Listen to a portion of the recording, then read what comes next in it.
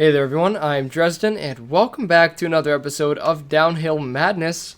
Today we're going to be running 4 more vehicles, the final 4 vehicles from our episode series mini 2 episodes. Yep, we'll go with that. Of the vehicles from update 0.29 here in BeamNG.drive. Starting off with this, the Soliad Wendover Croco. Croco, yes. It's like a little crocodile looking thing. From the Gambler 500. This is the Gambler 500 update. I feel like the next update will definitely have some really cool things in it because this was still... It only had like 1 new vehicle, 8 configurations, and some scenarios, and new tire audio. Like, there's definitely some missing things. There'll probably be something huge. Oil pan's already damaged. That's a good start. Yeah, well...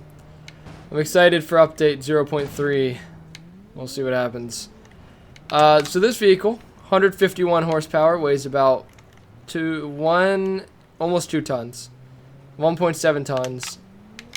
British tons. It's still in kilograms. Can't figure out how to fix it, so we're going to go with it.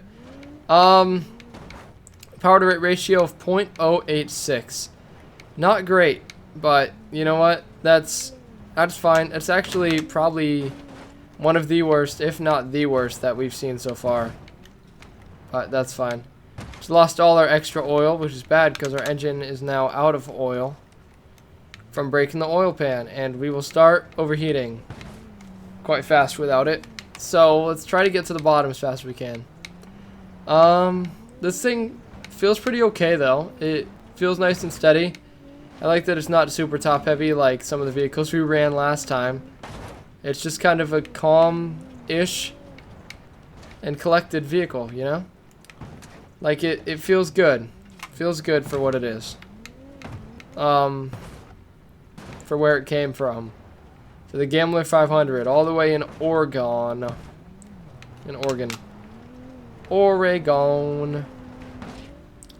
Also, I'm recording this at 1 in the morning, the day before it needs to be uploaded. So sorry it's going to be uploaded a little bit late.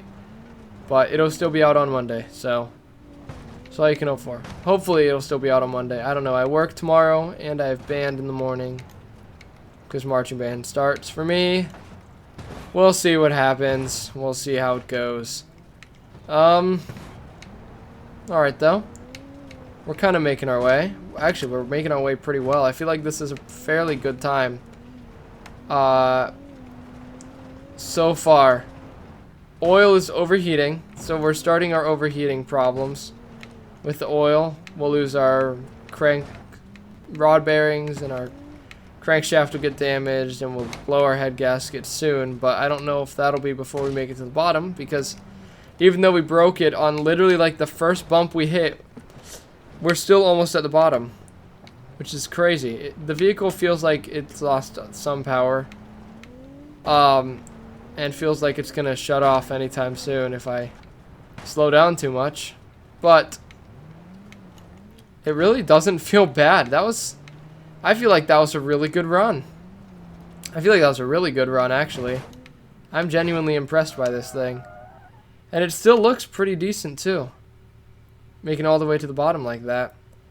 Front suspension's definitely buckled a little bit. We definitely have some panel damage. Glass is shattered and bowed out on the front. No way. Engine starved of oil. It's crazy. It's like we cracked our oil pan. And then also starved it of oil many times already. But there's still blowing out some like blue smoke. So some gray smoke. So we're still getting oil in the engine somehow. Even though we don't have any. Can we see our oil pan damage? Quick. On a whim. Nah, car's too low to the ground. You can see a little scratch at the front there, but car's a little too low to the ground to really see it. Let's run it into the wall, as we always do. If we can actually turn it around before the engine breaks on us, that is. Let's see here. Right. Yeah, I'm genuinely impressed by this Soliad Wendover. There we go. Rod bearings are broken. Our engine's knocking quite bad. Put it out of its misery at about 60 miles an hour. Oh. Yeah, engine's broken. Engine is gone. Yikes. Really yikes. That's not, it's not looking too hot anymore. Actually, it's looking really hot, which is not what we want it to look like. Alrighty, on to the second vehicle for this episode. It's only going to get weirder from here, folks. Alright, this is the Gavril Grand Marshal Grand Scavenger. The story behind it just says reduce, reuse, recycle. If you guys want to see the story behind the other one, the one that we just ran, y'all can look it up or something. I forgot to say it, and I don't know it off the top of my head. So, sorry about that. This is probably one of the most, if not the most powerful vehicle of the Gambler 500 vehicles. 195 horsepower, about 2 tons in kilograms. Bring it to a power to weight ratio of 0.103, which is pretty good. It's over 0.1, which means it's got a good amount of power for its weight. It feels like I'm driving on ice. And that is not exaggerating. It really, truly feels like I'm driving on ice. Like, these tires have just no tread at all. I like the chains on this. It's cool how the chains have actual, like, physics. I'm a big fan of that. Big fan of the actual physics of the things in these games. Especially a game like this one, this game. Everything off the roof is gone now. That's fine. We still have our snorkel. We can still go underwater. We're fine. Supposedly. Supposedly we can still go underwater. Like we could in the first place. I don't know. I feel like there's probably a hole in the engine block looking at this vehicle. But yeah, I'm assuming this is like vehicle found at the junkyard and built out of parts they found on the side of the road or something. Whoa, that was cool. That was cool. That's like the most style points we'll get, I think. The Gavril Grand Marshal Grand Scavenger is a people pleaser. That was cool. That roll. Hopefully I remember to put that at the beginning of the video. I was supposed to in the last video, but I didn't. So it just ended up 45 seconds of darkness that I had to hopefully edit out. Hopefully I did edit it out. I couldn't actually get it to load on my computer. But hopefully through YouTube's editor is what I had to use for that. Hopefully I got it out. I'll have to check for sure. Not last week's video, Friday's video. Because I did a Downhill Madness on last Friday as well. This also feels really good. We're going 83 miles an hour at times. Also, speedometer on the bottom right is not always right. As you can see, it's bouncing around everywhere. The one in the middle of the screen is the one that's pretty correct. Actually, it is correct. It's the airspeed. It's the speed of it cutting through the air, not of the wheels. Because the wheels, if they spin, will show the wrong speed. But the airspeed tells what it is. And the airspeed read 83 on that. Which is probably faster than we ran the Ram TRX. Which is insane. This is really fast. And good at staying... I wouldn't say good at staying on the road. But good at, you know, the suspension part of this Baja course. Didn't do any damage to ourselves, really at all. Windshield's cracked. We lost the chain on the front. Did some dents and stuff, but overall... Oh, we opened the door too. We opened a lot of doors, actually. Overall, not bad, though. Not bad at all. Let's go ahead and get it into the wall to end this vehicle's life because it served us good and its time has come. So, how fast can we get it going? 0.103 power to weight ratio is pretty dang fast. And we got it going. Oh, I reset it. Oh man. It's going 83. That's okay. Now that we have a fresh vehicle, we're good. Yeah, my controller's really bad. Like, I hit some buttons and other buttons also get hit. I know that's just a common thing with Xbox controllers in general, but this one, I need a new controller. It disconnects randomly. It'll stop turning left. In Forza, it'll disconnect and enter the Gungeon. It's got a lot of problems. Anyway. 83 miles an hour. Yep. Oh!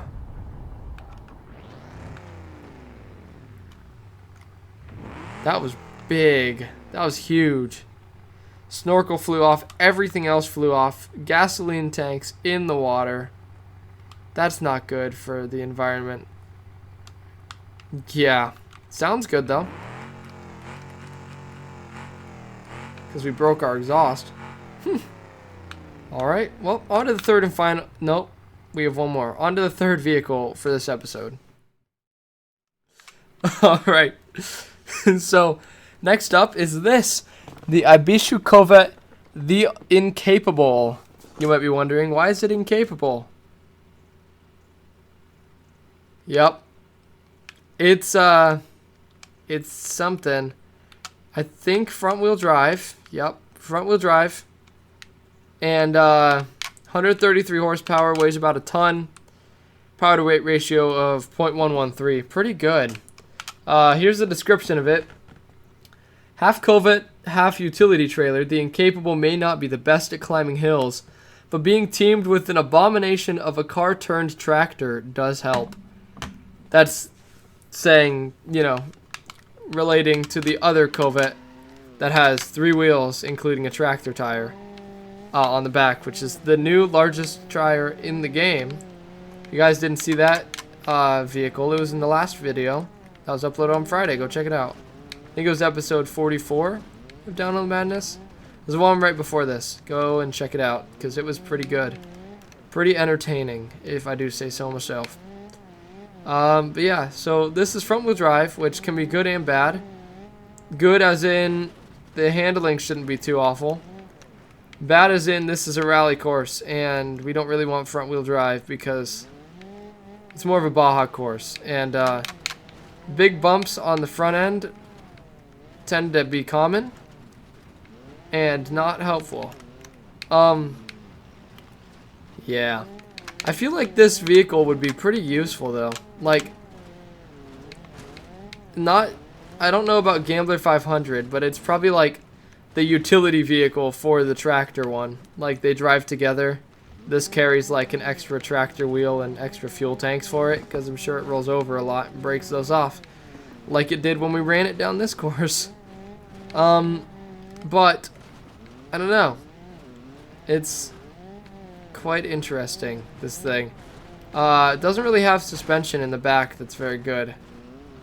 Okay, we busted our radiator. That's not super important. These Gambler 500 vehicles, I said it in the last episode, and I'll say it again. I think I said it in the last, I don't know. I recorded the last episode about 4 days ago. I don't really remember what I said, honestly. But I think I said that I really like these vehicles because I like the vehicles that look more run down in video games, that are like kind of basic and run down. Or like, I really like driving the base models of vehicles over like the tuned models. Even in like Forza, I like driving like stock vehicles with stock paint jobs instead of tuning something up, you know? It seems more fun to me to drive the stock vehicle. Like, this is what it would be in real life. But with these vehicles, it's even more fun because it's like, what's it going to do next? Is it going to shoot out a head gasket? Is it going to, you know, yeah, like shoot a piston out of the engine? Is it going to pop a tire? Is it going to break the drive shaft just by driving down the smooth road? Like, you never know. And I really like these kind of rundown things. And they already had some in the game. But these, like, Gambler 500 ones are just really cool. Like, I'm just a big fan of them. I like how they look. I like how they sound. I like how they drive. Mainly, I like how they look. They're just fun little things, though. Which is good. I like seeing these fun little, like, uploads. I'm losing my voice. That's crazy. Oh, tailgate's down. Go ahead and load your four-wheelers. Uh-oh, uh-oh, uh-oh, uh-oh. Right on the last turn, we had a little bit of an accident. The camera is really, really not helping. It's so bad. Okay, we made it, though. Hopefully I can tell in editing when I cross that. So, entire front axle is shifted backwards. Windshield's broken. Side windows, if there were any, they're not there anymore. Definitely bent some stuff. But, not too bad. First attempt again, too, which is even better. Oh, we also broke the radiator. That's nothing. Yeah, first attempt to the bottom. Pretty good. We do pull to the left a little bit, but it's to be expected with this. It seems like pulling to the left is a common occurrence with this course. Well, I hit that wall. My bad. Gee. That was weird. Oh, we're overheating a lot, actually. Piston rings are damaged, coolant's overheating. Our engine might shut off before we hit this wall. Alright. It didn't. That's good. 67 miles an hour is a lot of weight behind us. Yeah. Yeah, that punched the back of us. We would feel a lot of G-force there. And we have a loose trailer now, which is kind of cool. This is a weird camera angle now. I don't like that. Yeah, everything's broken though. Look at it, it's got floppy little sad eyeballs.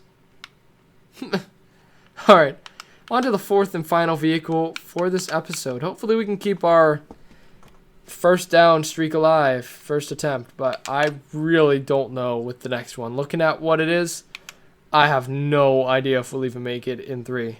We'll see. Alrighty, and next up, or well, finally, is this.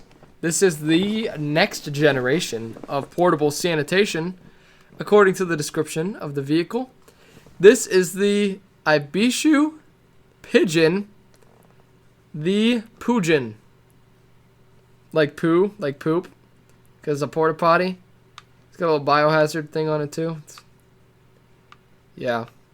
I don't know, folks. 105 horsepower, about a ton. Power to weight of 0.093. That's a lot. It's a pretty high power to weight ratio for this vehicle. I'm worried, folks. Feel like it'll be, yeah, really top heavy. Big old rear wheels to hopefully help with that, and some crazy suspension, but I can't even see past this. So the best thing to happen to us would be to lose the porta potty, which is probably possible. I'm sure it's possible. I just hope it happens soon, because driving this all the way down with the porta potty on might just be the worst thing I ever do in this game. Besides, like, driving the Wyvera down. The Wydra. That was kind of rough. That's the car in last place. It took 9 minutes to get to the bottom. This might be competing with that. I don't know. We'll find out. I think we have done a pigeon before. I think we've also done a dove. Oh, technically, it's just a pigeon four-wheel. Like, four-wheeled pigeon. But before it was called a mod. It was a mod called the Ibishu Dove, which was just a four-wheeled pigeon. It's supposed to be a smoother pigeon. And a more graceful pigeon. Which is why it was a dove. Because they're both birds. And I don't know if I think we've ran at least a pigeon down this course. I could be wrong, but I think we did. I think we also ran a drag pigeon. I know we did down our last vehicle, Driving Until Destroyed, I think it was, the last series. I think we did a drag pigeon on that. I don't know if we have a Downhill Madness or not, but if we haven't, we probably will soon, sadly. This thing is crazy bouncy and quite steady, if I'm being honest. It's probably got a lot of weight in the bottom for some reason, because it's just not rolling over. Like, I'm almost at the point where I'm trying to roll it over, and it's just not. Just awesome. Yeah, like, okay, well, we did roll over. Wait, lose the porta potty. Oh, it's loose now. It's no longer attached. We can get rid of it. We can get rid of the porta potty. We got rid of the porta potty. Let's go. I beat you, Pujin, no more. But our rear wheel is definitely... We broke the rear right suspension. It's just gone. It's like hitting a brick wall now. So, oh, we fixed it. Nope, never mind. Wasn't broken. It was just bent and stuck. Okay, this thing is so much nicer to drive now. You can almost drift it at this point because of how heavy the base is and those rear wheels being so big. It's great. So the Ibishu Pujin will surprisingly